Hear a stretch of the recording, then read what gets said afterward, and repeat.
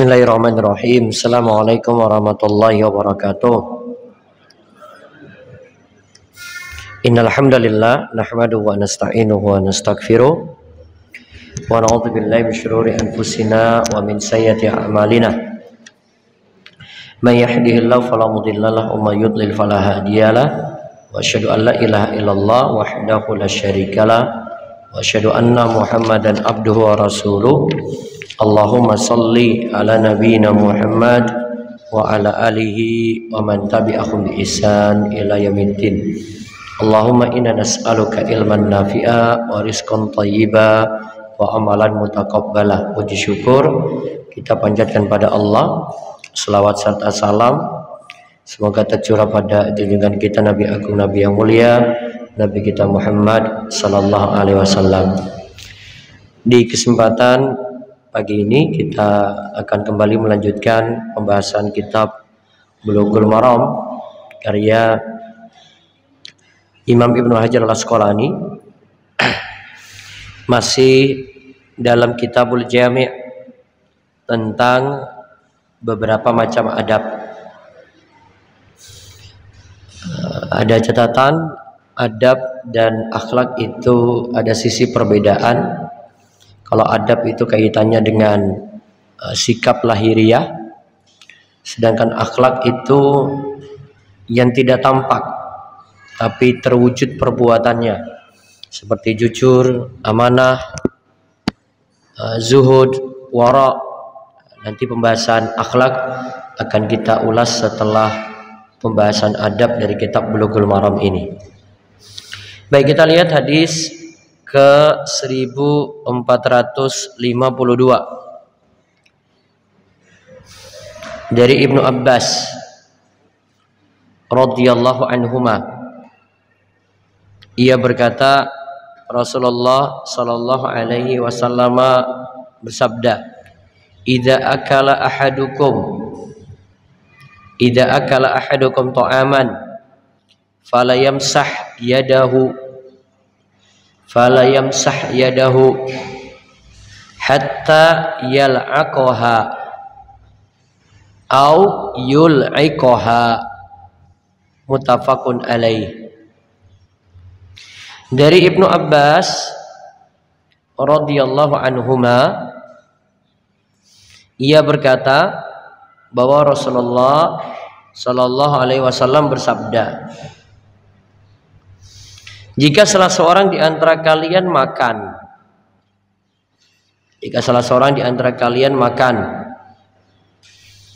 maka janganlah ia mengusap tangannya, fala yamsah yadahu, jadi tangannya jangan dia usap, hatta yal'aqaha, sampai ia menjilatnya, au yul'iqaha, atau yang lain itu yang menjilatnya. Dalam tinjauan bahasa, yal'aqaha itu dari satu pihak, terus punya objek satu, lalu yul'iqaha itu dari kata al-aqa yul'iqu, al-aqa yul'iqu, ikut wazan af'ala yuf'ilu. Ini dari pihak lain yang lakukan, dia menjilat tangannya. Baik, kita lihat takhrij hadis. Hadis ini dikeluarkan oleh Imam Bukhari dalam kitab At-Ta'imah, yaitu tentang pembahasan makanan. Bab menjilat jari dan mengisapnya sebelum diusap dengan sapu tangan. Juga diriwayatkan oleh Imam Muslim dari jalur Sufyan, dari Amr bin Dinar, dari Atha, dari Ibnu Abbas. Lafal ta'aman tidak didapati dalam riwayat Bukhari, hanya ditemukan dalam riwayat Muslim saja. Kita lihat kosakata hadis. Disebutkan dalam hadis, "Idza akala ahadukum ta'aman."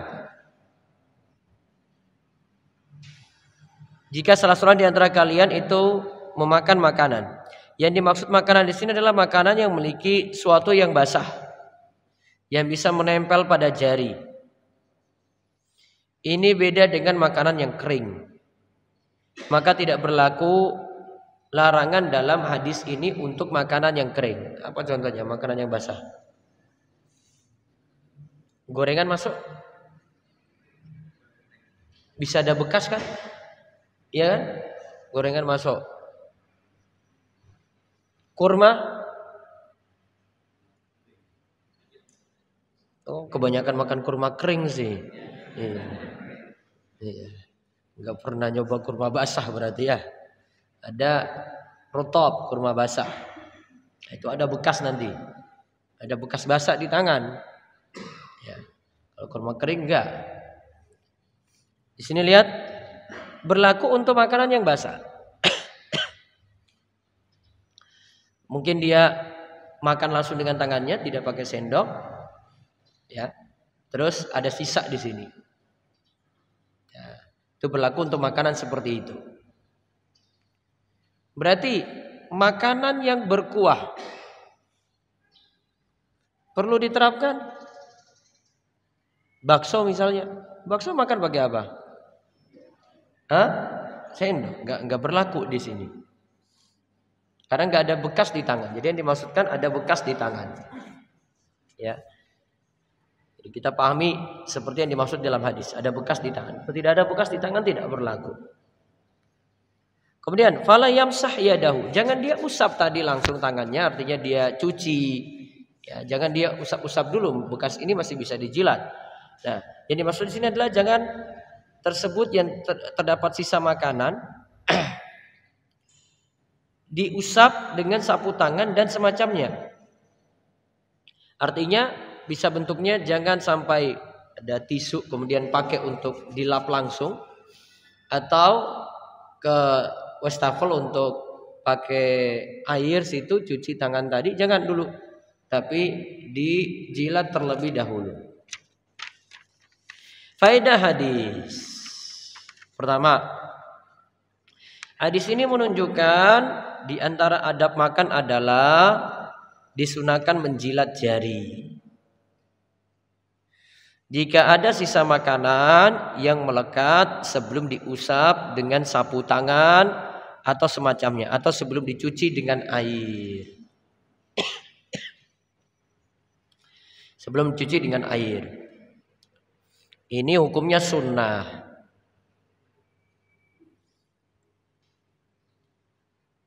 Disunahkan menjilat jari. Berarti di sini berarti dia makan dengan menggunakan tangan langsung. Apa hukum makan dengan tangan? Nah, di sini perlu dipahami lagi teksnya di ini. Apakah paling afdol itu makan dengan tangan atau dengan sendok? Tidak ada aturan yang baku untuk ini, sehingga tergantung dari jenis makanan. Karena kalau mau terapkan semua nggak bisa. Bakso saja tadi nggak bisa tuh. Ya.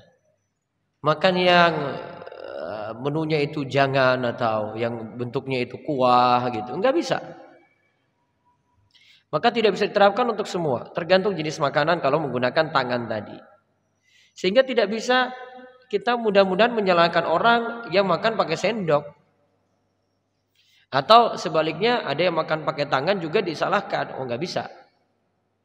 Karena tergantung kondisi, tergantung keadaan. Yang jelas ada syariat makan dengan tangan langsung. Namun kadang kita mesti lihat kondisi juga. Lihat kondisi juga. Mungkin kalau makan di restoran kan sudah disediakan di meja masing-masing, ini sendok, ini garpu. Sopannya bagaimana kalau di restoran coba? Atau di hotel? Sopannya itu bagaimana? Menggunakan itu atau menggunakan tangan? Bapak-bapak. Kalau jenengan pakai tangan tuh, padahal tadi ada sendok tuh ya. Paling cuma nasi aja nih dan kawan-kawannya tuh. Coba aja pakai tangan tuh. Jadi orang pada lihat nggak? Bapak ini makannya tuh gimana sih?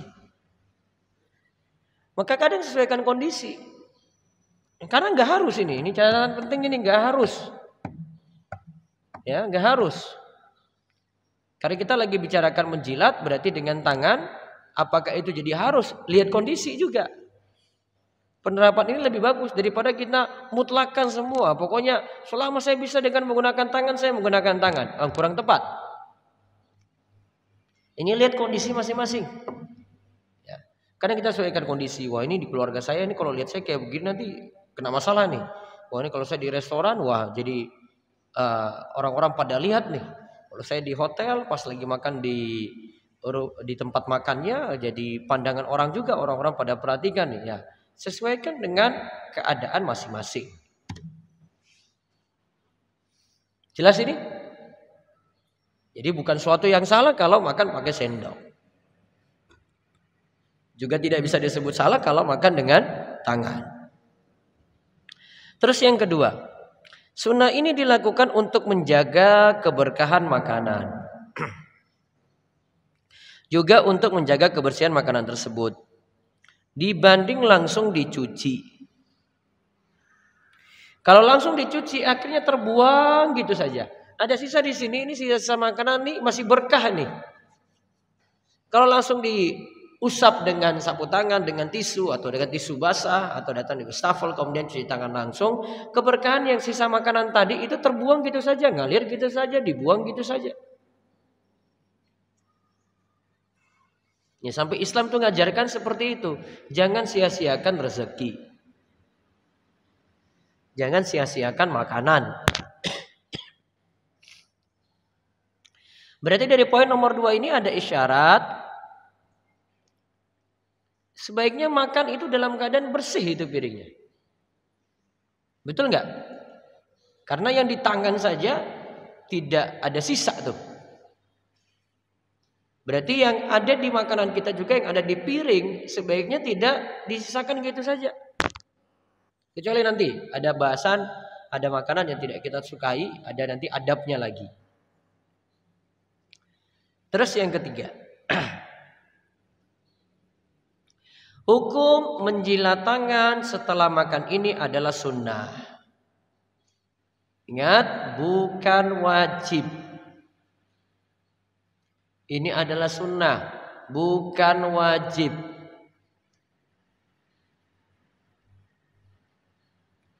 Demikian pendapat jumhur atau mayoritas ulama. Ajaran ini termasuk sunnah qauliyah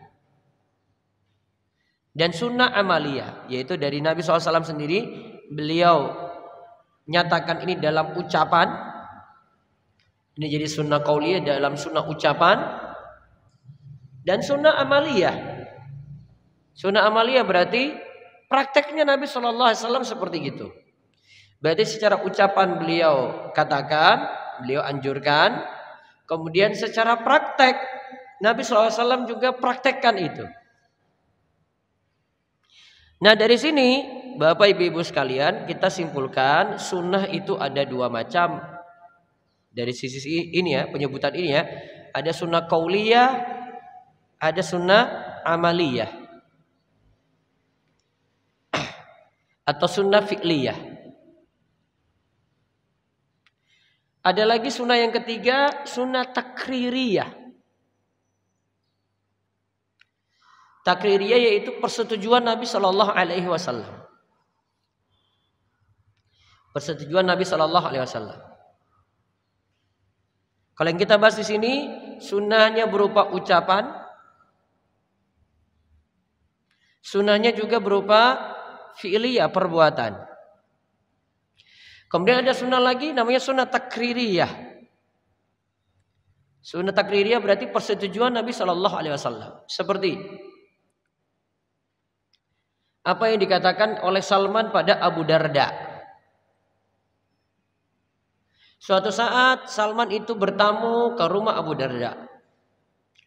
Abu Darda itu orang yang sudah terkenal ibadahnya itu rajinnya luar biasa. Maka saat datang, dia perhatikan dulu istrinya Abu Darda itu, ternyata Salman perhatikan, oh tidak terurus nih. Terus ditanya pada istrinya Abu Darda, Ummu Darda, mana suamimu Abu Darda?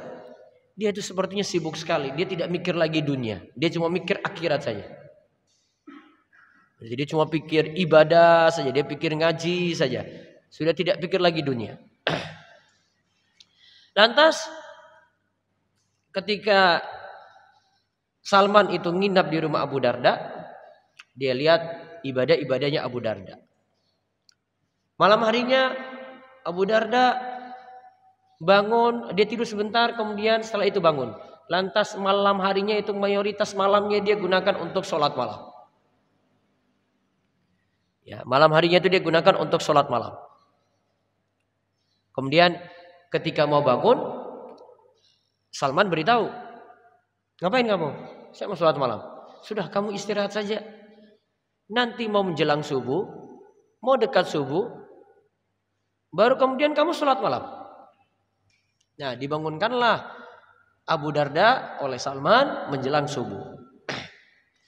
Pagi harinya Salman dilayani oleh Abu Darda. Abu Darda ketika itu dalam keadaan puasa. Tuan rumah berarti Abu Darda dalam keadaan puasa. Salman tamunya itu dilayani, disuguhi. Coba kalau kita jadi tamu dalam posisi tuan rumah puasa, terus kita disuguhi makan, gimana kondisinya Pak? Enak nggak makan? Hah? Enak nggak makan? Malah minta maaf terus. Aduh maaf ya Pak, ya saya makan dulu ya. Tamunya minta maaf kepada tuan rumah kan. Maka ketika Salman tahu kayak gitu, Salman bilang, saya mau makan ini, kalau kamu ikut makan juga. Padahal si Abu Darda itu lagi puasa. Maka si Salman minta, kamu batalkan puasamu, makan dengan saya. Karena Abu Darda itu diketahui oleh Salman, ini puasanya itu luar biasa. Sekaligus juga mengajarkan Abu Darda, puasa itu nggak harus kayak gitu juga gitu loh. Nah, si Salman beritahu, kamu ikut makan dengan saya, baru saya mau makan. Kalau kamu nggak mau makan, saya nggak mau makan. Berarti dia minta pada Abu Darda, sudah batalkan puasa sunnahmu. Berarti puasa sunnah asalnya masih boleh dibatalkan. Ya, puasa sunnah itu masih boleh dibatalkan. Beda dengan puasa wajib. Namun ada puasa wajib yang boleh dibatalkan juga masih boleh jika waktunya masih longgar. Misalnya seorang istri dibutuhkan oleh suaminya dan istrinya dalam keadaan qada puasa, tapi qada puasanya masih lama gitu, masih ada waktu yang panjang, maka dia boleh batalkan puasanya. Nah, balik tadi, akhirnya Abu Darda makan bersama Salman. Terus Salman tuh sampaikan nasihat kayak gini. Karena lihat Abu Darda itu istirahat kurang, ibadah terus ada, perhatikan keluarga juga kurang. Maka nasihat dari Salman pada Abu Darda, inna li rabbika alaika haqqan wa li nafsika alaika haqqan wa li ahlika alaika haqqan fa'ati kulladzi haqqin haqqah. Pada Rabbmu berilah waktu untuk ibadah. Berarti gunakan waktu untuk ibadah kepada Allah. Yang kedua, untuk dirimu jangan lupa istirahat. Badan juga butuh istirahat. Kemudian untuk keluargamu kasih waktu juga. Ada waktu khusus dengan keluarga sehingga mereka merasa diperhatikan. Karena Ummu Darda tadi itu kurang diperhatikan. Maka Salman nasihati 3 hal ini. Apa tadi? Ibadah ada waktunya. Istirahat badan jangan lupa. Apalagi satu? Waktu untuk keluarga.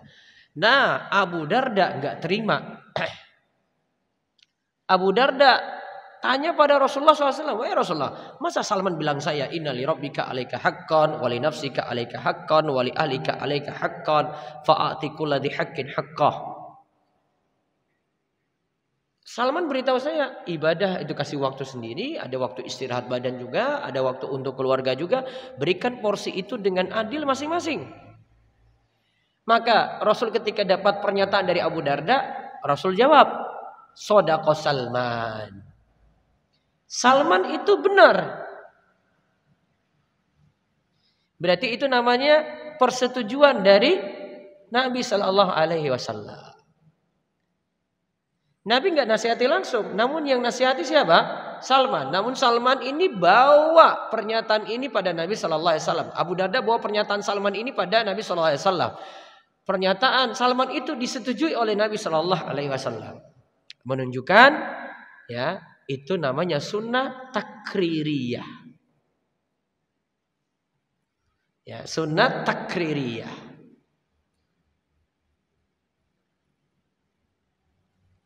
Ada juga sunnah yang keempat, namanya sunnah dari sisi akhlak.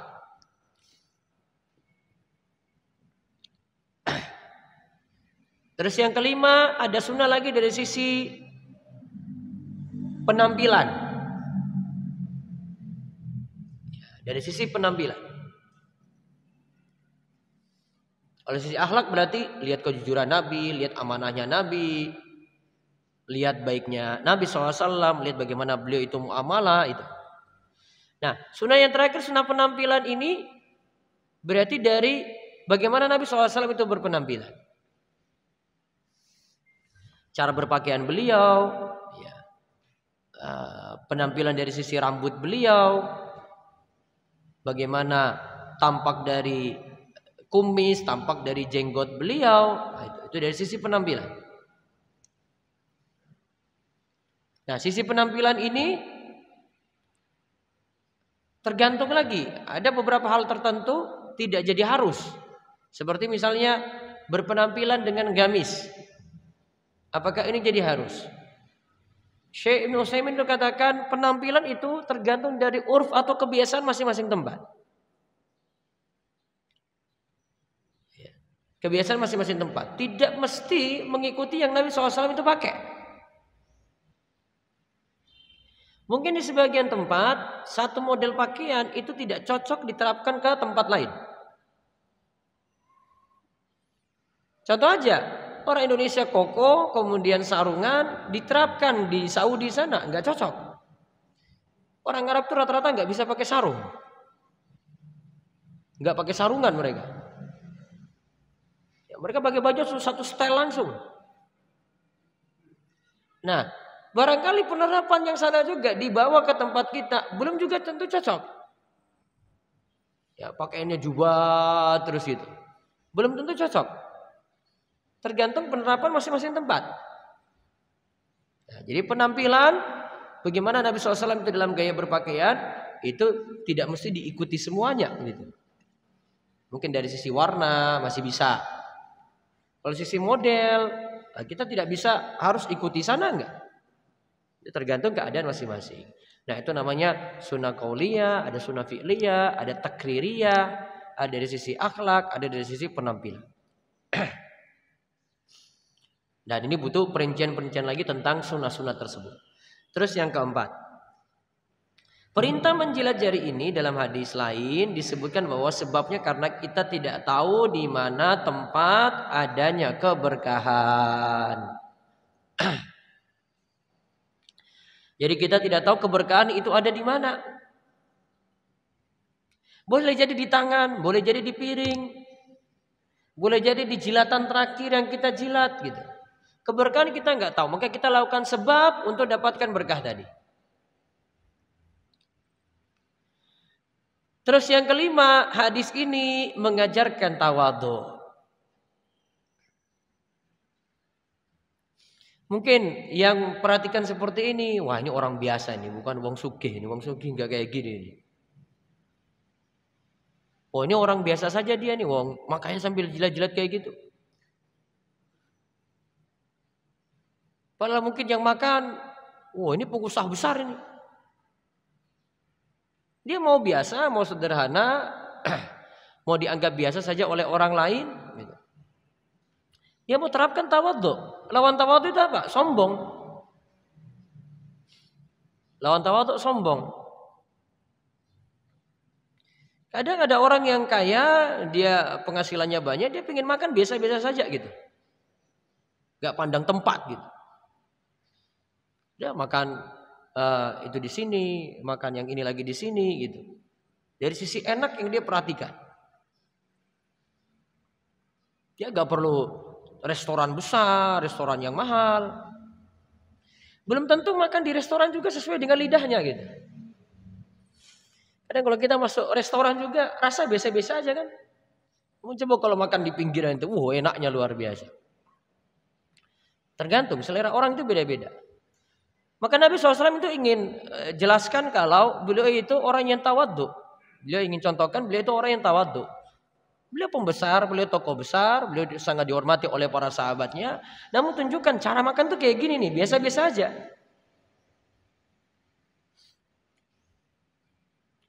Tidak seperti kita kalau zaman ini nganggap tempat gitu.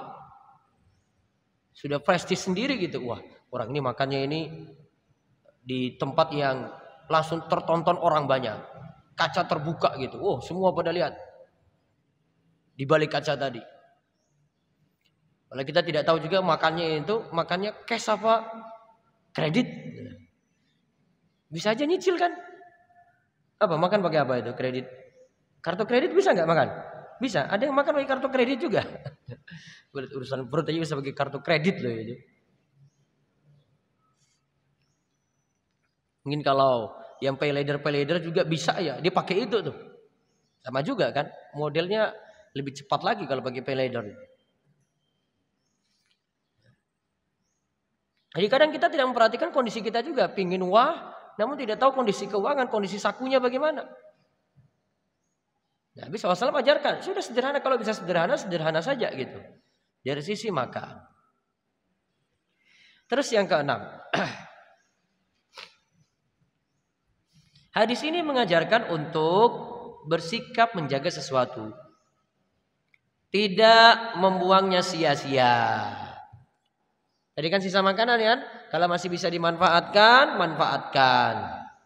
Tidak dibuang sia-sia. Sama juga Nabi SAW ajarkan, kalau masih bisa dipakai. Tidak mesti beli baru. Seperti Nabi SAW punya wadah atau bejana, pecah. Beliau tidak milih untuk beli baru. Beliau tambal di antara tambalannya itu beliau menggunakan perak. Menunjukkan bahwasanya Nabi SAW itu ajarkan tidak mesti beli baru. Kalau memang masih bisa yang lama dipakai. Jadi tidak dibuang sia-sia gitu. Terus yang ketujuh.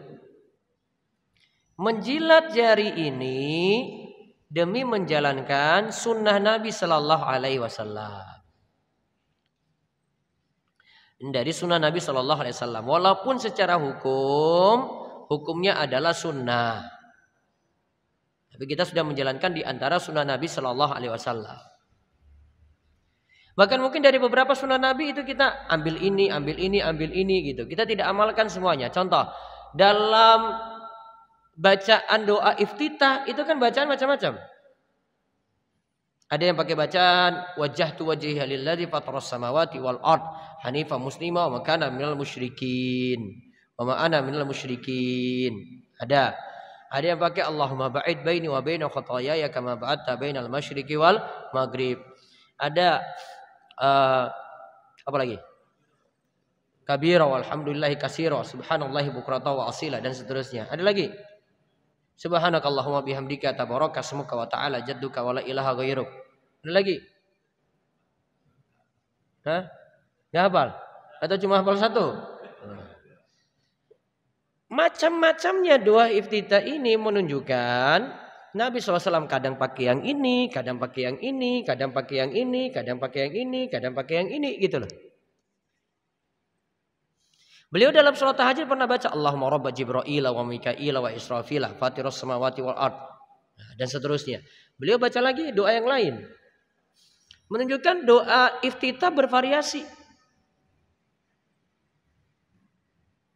Jadi ada sunnah Nabi boleh kita lakukan salah satu dari situ. Contoh lagi, zikir ba'da sholat. Subhanallah baca berapa kali? Subhanallah 33, Alhamdulillah 33, Allahu Akbar 33. Terus dilengkapi dengan La ilaha illallah wahdahu la syarika lahul mulku wa lahul hamdu wa huwa ala kulli syai'in qadir. Riwayat yang lain itu sebutkan Subhanallah alhamdulillah Allahu Akbar tadi bisa disambungkan. Subhanallah walhamdulillah wallahu akbar 33 kali. Berarti ini cara yang kedua.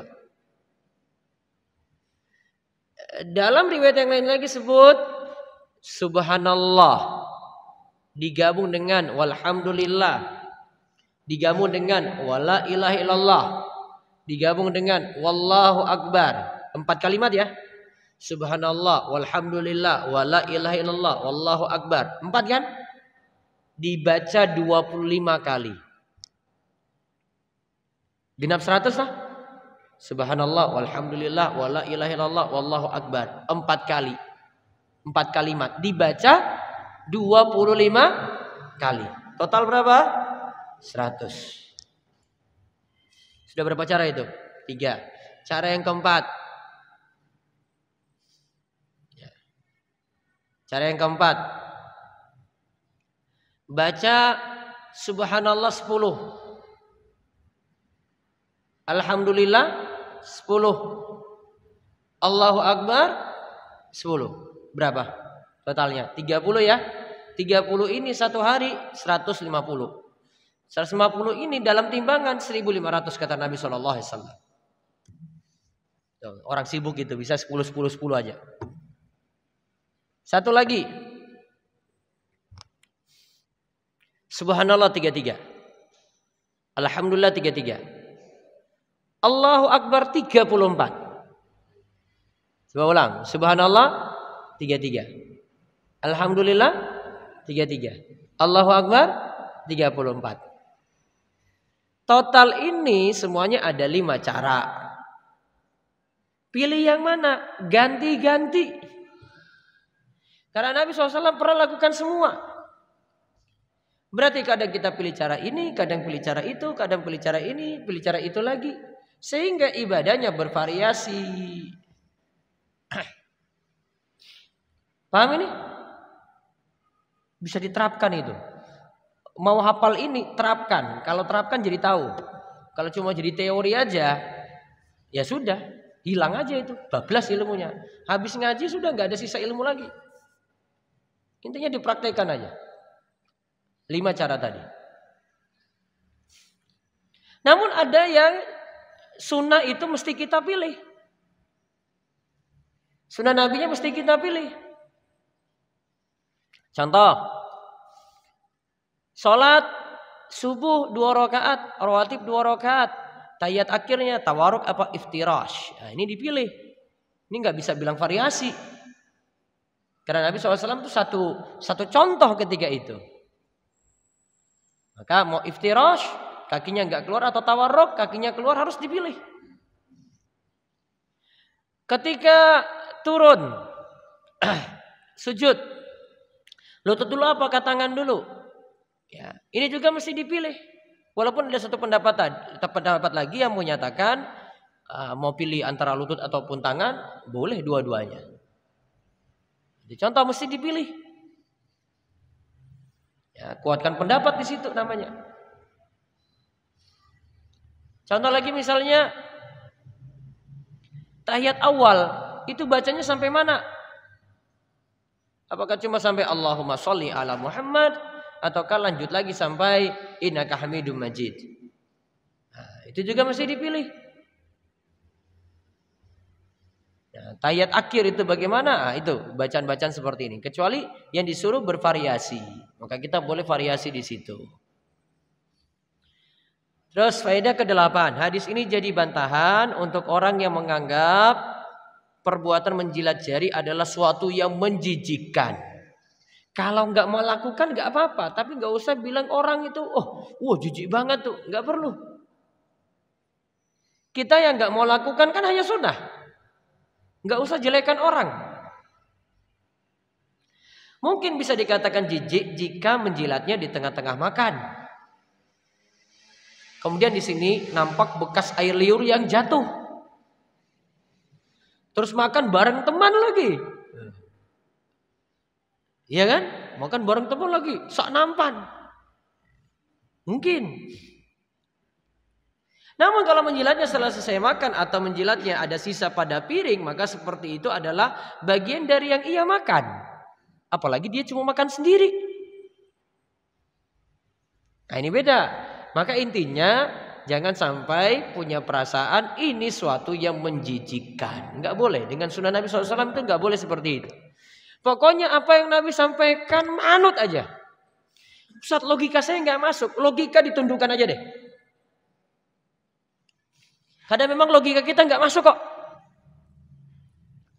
Wah, mau percaya cerita Isra Mi'raj saja sudah mikirnya sulit kok. Nabi berjalan, lakukan perjalanan dari Mekah, terus ke Masjidil Aqsa, habis itu naik ke langit, 1 malam aja. Kan nggak masuk akal. Namun karena Nabi yang lakukan, percaya aja deh. Ini Nabi yang ngomong, Nabi yang sarankan, sudah percaya aja.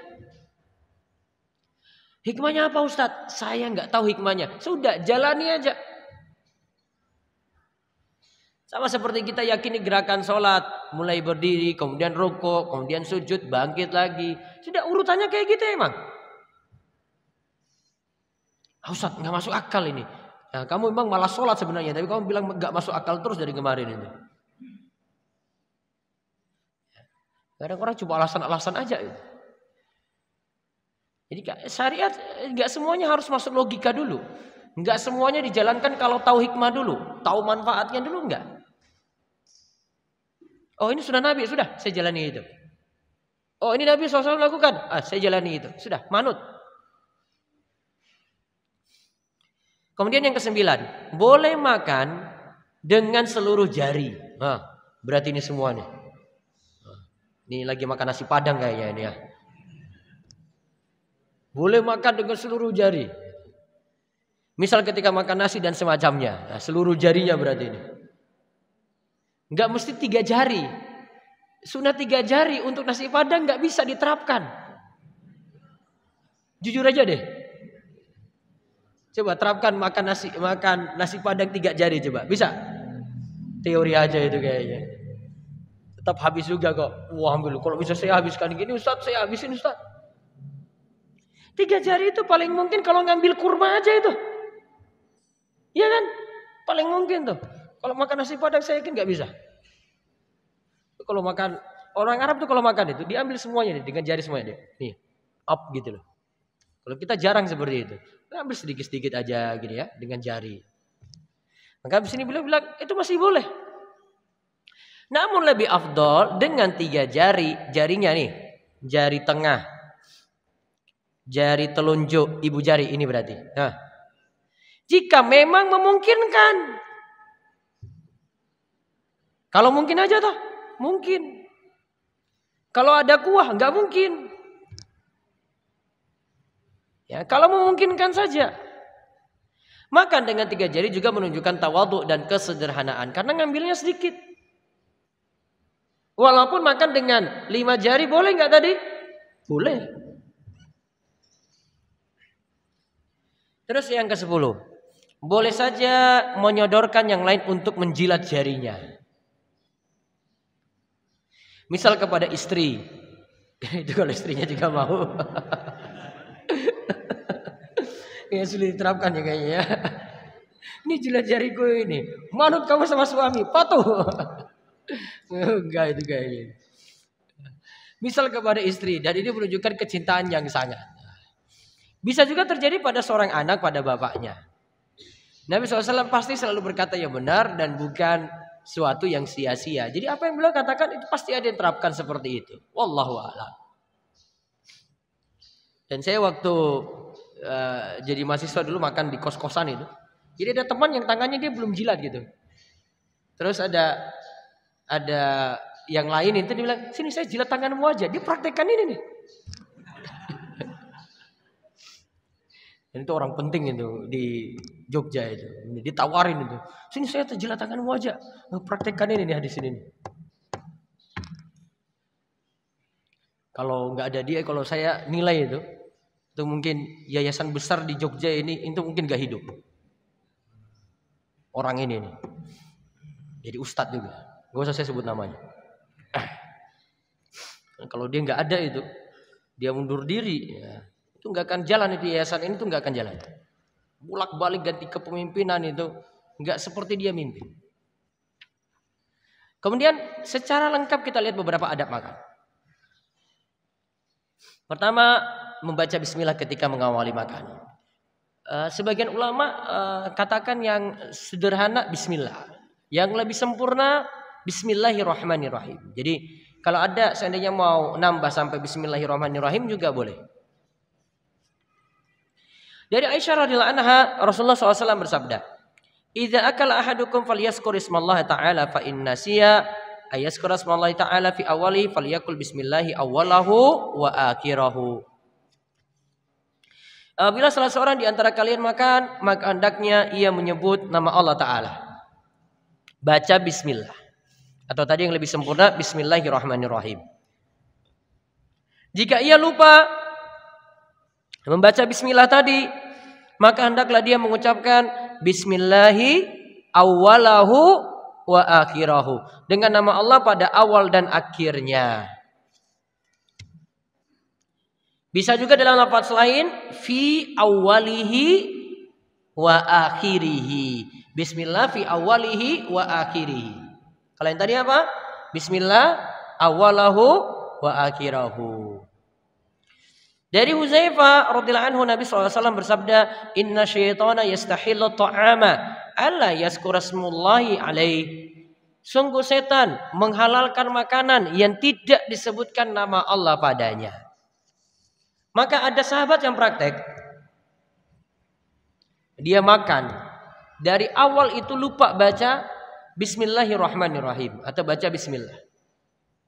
Dia lupa baca. Nabi SAW melihat ini, Nabi SAW perhatikan dia. Pas detik-detik akhir tinggal satu suapan, dia baca bismillahi awwalahu wa akhirahu. Lantas kata Nabi SAW, ketika dia baca itu, setan tadi ikut makan bersamanya, memuntahkan semua makanannya. Itu hikmahnya itu. Setan tadi makan bersama dia, muntahkan semua makanannya.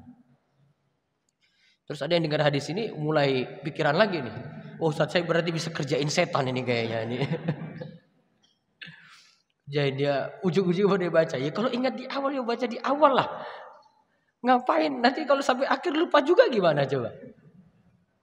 Mau kerjain setan lagi. Biar nanti setan muntahkan semuanya, Ustaz. Dia sering kerjain saya sih.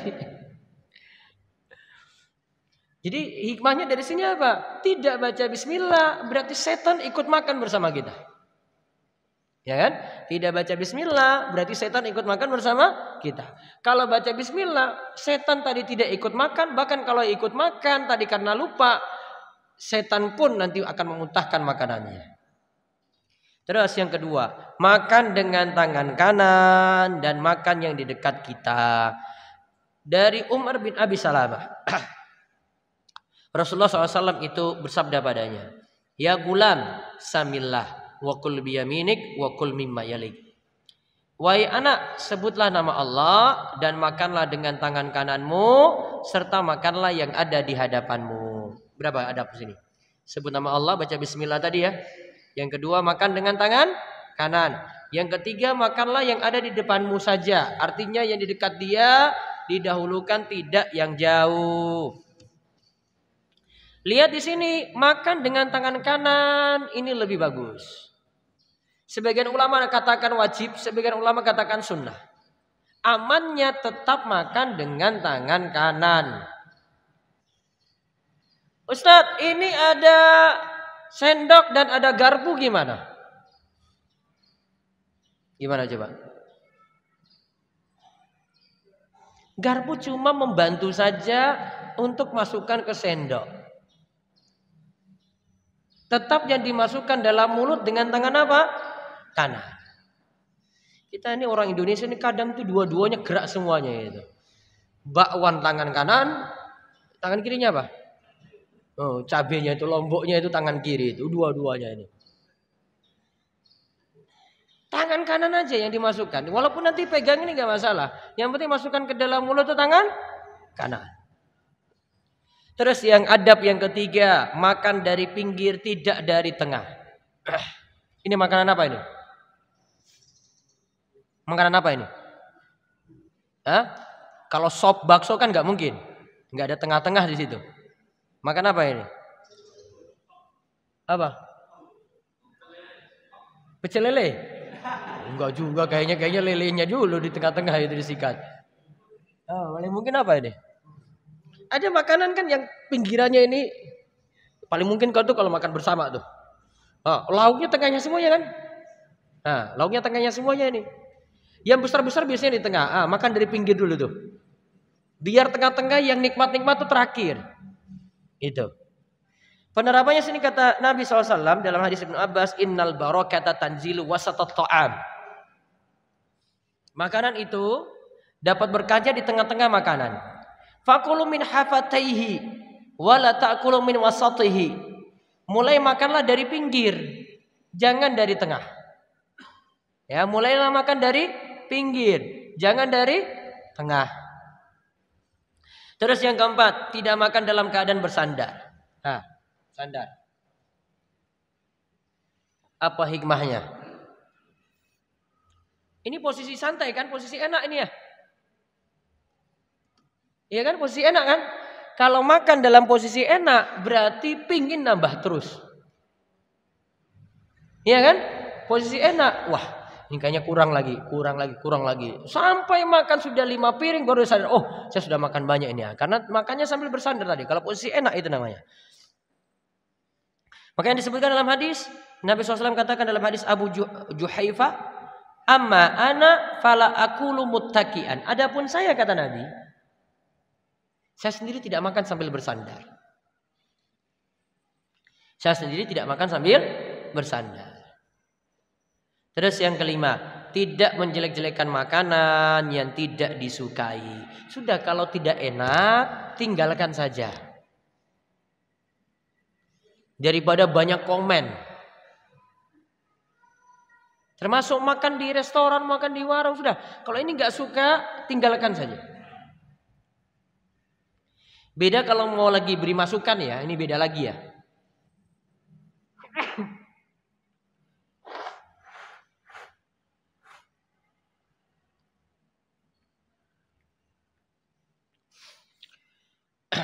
Dari Abu Hurairah radhiyallahu anhu, ia berkata gini, ma'aban Nabi sallallahu alaihi wasallam ta'aman qattun.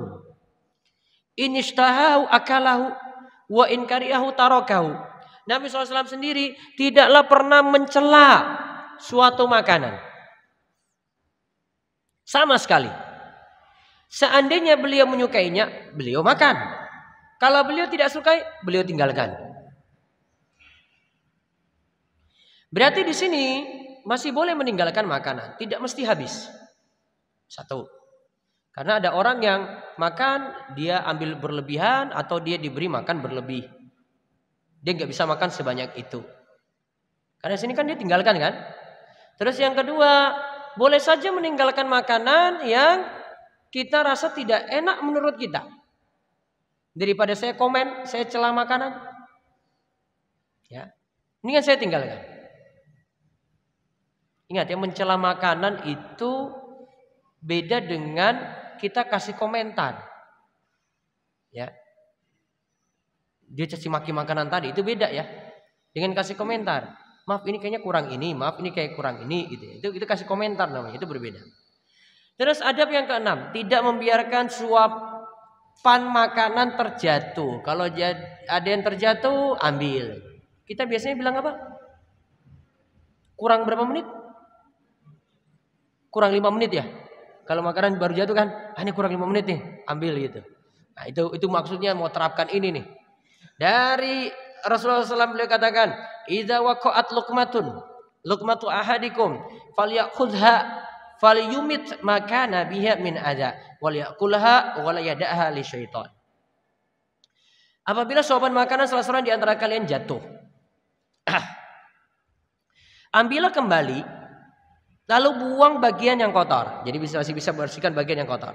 Saya ada gorengan jatuh, masih bisa bersihkan yang kotor. Terus makanlah bagian yang bersih. Jangan dibiarkan suapan tersebut dimakan setan.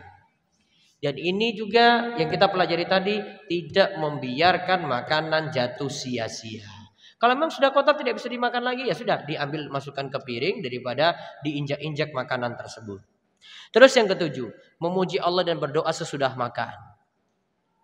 Dari Muaz, Rasulullah SAW itu katakan, dari ayahnya, Rasulullah SAW itu bersabda, siapa saja yang makan makanan kemudian mengucapkan Alhamdulillahilladzi at'amani hadza wa razaqanihi min ghairi haulin minni wala quwatin. Segala puji bagi Allah yang telah memberiku makanan ini dan merezekikan kepadaku tanpa daya dan kekuatan dariku, maka diampuni dosanya yang telah lalu. Apa doanya tadi? Alhamdulillahilladzi at'amani hadza wa razaqanihi min ghairi haulin minni wala quwatin. Dari Anas dia katakan Rasulullah SAW bersabda, Innallaha la yarda 'anil abdi ayyakul al-aklata fayahmadahu 'alaiha aw yashraba syarbata fayahmadahu 'alaiha. Sesungguhnya Allah sangat suka kepada hambanya yang mengucapkan tahmid, mengucapkan alhamdulillah sesudah makan dan minum. Berarti yang paling ringkas apa? Alhamdulillah. Mulainya tadi apa? Bismillah. Selesainya apa? Alhamdulillah. Kayaknya mau pilih yang ringkas-ringkas dibandingkan yang panjang ya. Terus yang terakhir, mencuci tangan untuk membersihkan sisa-sisa makanan. Di sini jadi dalil kalau misalnya tidak sempat dijilat atau mungkin ada alasan tertentu masih bisa dicuci tangan tadi. Atau selesai dijilat masih bisa dicuci lagi. Dalilnya Nabi SAW bersabda dari Abu Hurairah, jika salah seorang dari kalian tidur dan di tangannya terdapat minyak samin, sisa makanan, kemudian mengenainya, maka janganlah mencela kecuali pada dirinya sendiri. Berarti yang sisa ini masih bisa dibersihkan. Wallahu a'lam bishawab. Itu adab-adab ketika makan dan poin intinya pada menjilat jari ketika kita makan. Semoga jadi ilmu yang manfaat. Baik, silakan jika ada pertanyaan.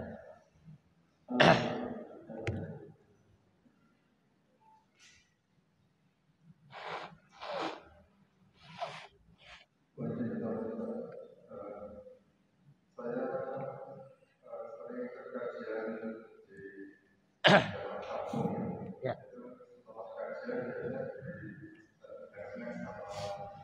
Ya.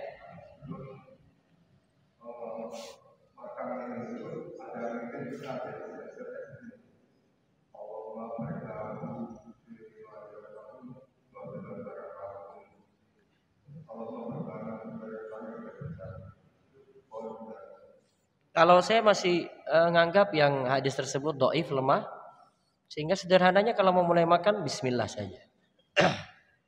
Itu yang sederhana. Namun kalau sudah kayak gitu biarin aja Pak, nanti Bapak biar aman-aman aja. Cari-cari aman aja. Yang penting makannya. Ya. Kalau tadi memberi masukan makanan kita boleh. Tapi kalau kita memberi masukan kalau kita Masih boleh. Tapi kalau kita menghibah makanan, mengerasani makanan untuk masukan ke mana jamaah di sana. Nah, suatu kalau masak kayak rasanya kayak apa gitu. Itu namanya komentar, bukan mencela. Komentar boleh. Kalau komentar boleh.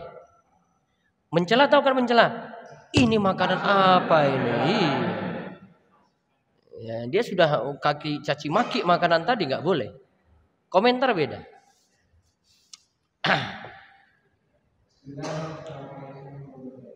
Waalaikumsalam warahmatullahi wabarakatuh.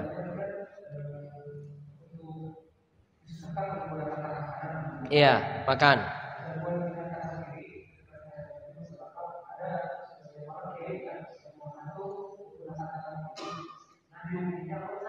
Tangan kidal. Sebaiknya tetap dengan tangan kanan. Walaupun tangannya kidal. Itu kan pembiasaan aja itu. Wong tangan kanannya sebenarnya masih bisa berfungsi juga kok. Yang tangan kidal tadi. Masih bisa berfungsi enggak? Bisa. Namun kekuatannya di tangan kiri biasanya. Tapi masih bisa bergerak berfungsi enggak? Bisa. Dia ngangkat sesuatu bisa. Maka harusnya ngangkat sendok juga pun bisa. Tinggal pembiasaan.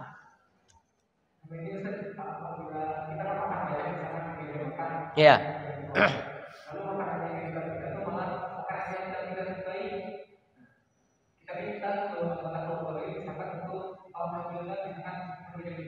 Boleh. Boleh. Boleh. Inti minta ke sebelah gitu. Yang nggak boleh itu bagaimana? Ini makan bareng, semua lauknya di dalam nampan ini nih. Ya. Lauknya sudah ada masing-masing 5 orang nih.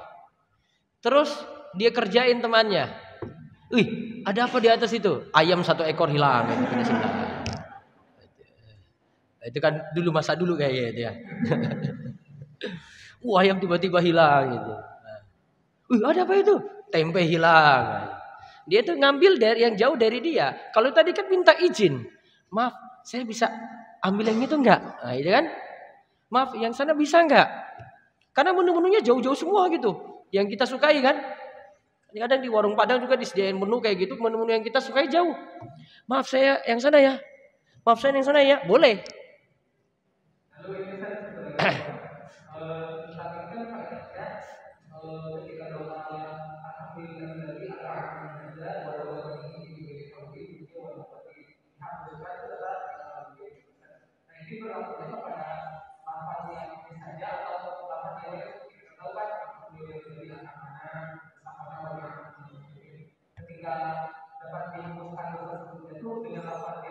Wudu tadi itu wudu ya?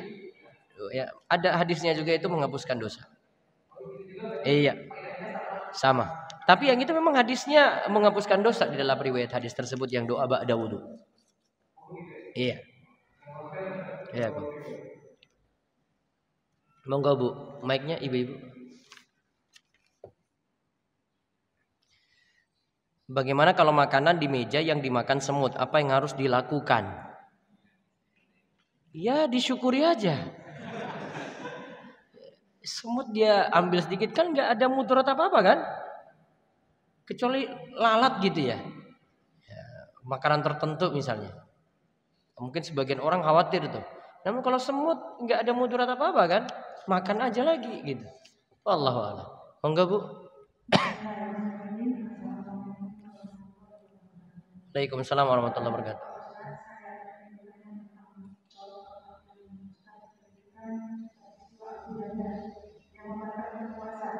Iya.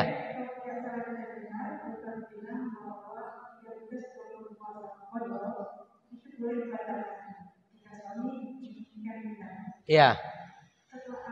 Dengan catatan hari puasanya masih lama, Bu. Ya.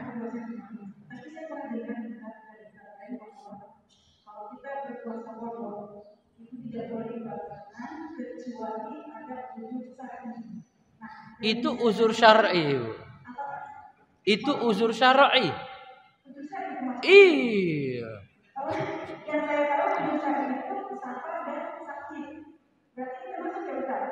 Wah, itu puasanya masih bisa ditunda, Bu. Kalau suaminya ditunda itu bisa bahaya, Bu.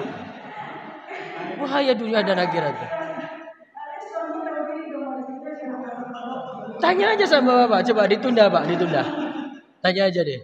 Bisa bahaya kan? Bahaya banget. Mereka tertawa aja nih, tapi di rumah ngamuk-ngamuk, Bu. Itu uzur syar'i namanya, Bu. Ya.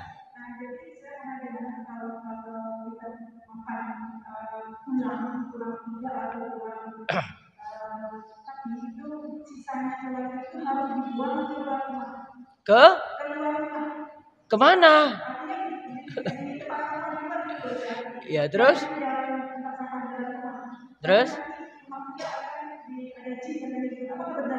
Jin juga ada, Bu. Ibu juga nggak pernah lihat jin dalam rumah kok.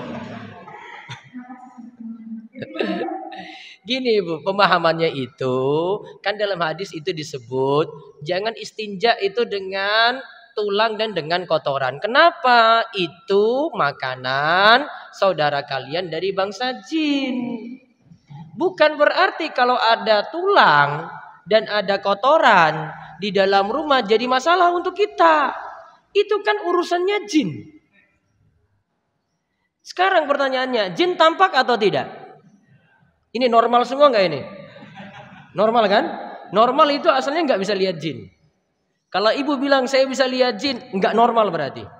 Kita masih normal ini berarti.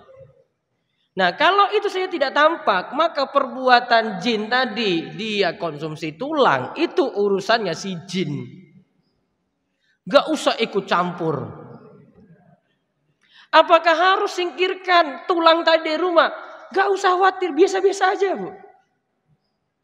Karena gak ada perintah hadis seperti itu. Cuma kan lagi menceritakan kan. Lihat kalimatnya apa? Menceritakan kan. Itu makanan saudara kalian dari jin.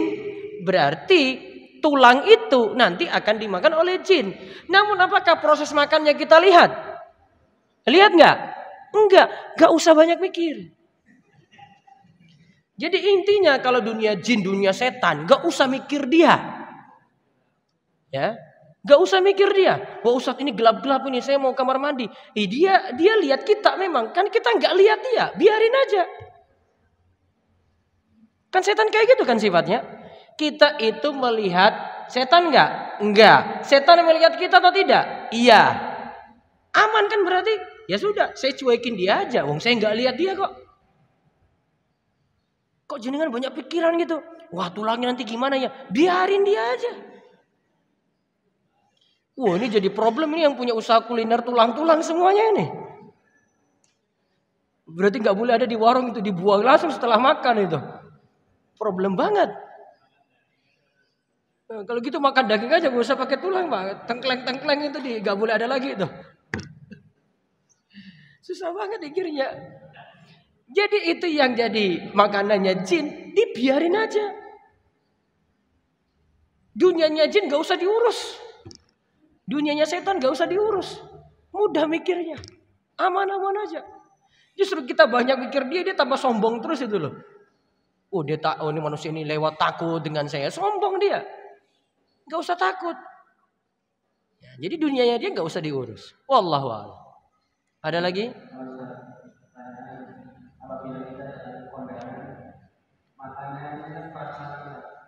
Makanannya prasmanan terus.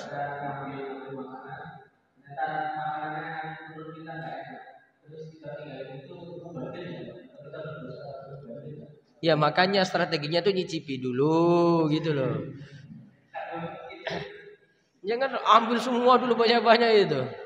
Ini kayak makan di hotel juga kayak gitu tuh. Mumpung dia lagi prasmanan nih ngambil semua nih. Oh semua disikat dulu. Nyoba nggak ada yang selera. Kan bisa cicipi dulu. Kalau memang kurang pas gitu loh. Memang kurang pas. Tapi kalau memang terjadi seperti itu, ditinggalkan karena tidak suka, nggak masalah. Yang penting nggak dicela, nggak dijelek-jelekan langsung. Ya memang mubazir, memang mubazir, sudah diambil. Pihak restoran atau yang punya hajatan juga kan pasti makanan ini nggak mungkin dipakai lagi, sudah dibuang pasti. Nah menghindari itu maka strateginya kalau makan ya pertimbangan dulu, lihat mana yang saya selera ya. Kayaknya lidah itu harus sudah terlatih kalau hajatan itu makanan itu kayak gimana, kayaknya sama semua deh. Gak terlalu beda-beda jauh kan, ya rasanya kayak gitu. Itu kalau hajatan kan pengen cepat, pengen banyak gitu kan. Kalau dimasak kan, oh ini orang banyak nih, terus pengen cepat juga karena ditargetkan waktu. Kan rasanya normal-normal aja. Nah, kita harus sudah tahu seperti itu, maka porsi yang diambil juga harusnya kita bisa takar sendiri. Baik, wallahu a'lam bishawab. Itu saja yang kita bahas untuk kesempatan kesempatan pagi ini. Mudah-mudahan jadi ilmu yang manfaat dan insyaallah kita lanjut lagi di kesempatan Selasa berikutnya. Mudah-mudahan Allah memberkahi setiap waktu dan umur kita. Kita tutup dengan doa kafaratul majlis. Subhanakallahumma bihamdika asyhadu an la ilaha illa anta astaghfiruka wa atubu ilaik. Assalamualaikum warahmatullahi wabarakatuh.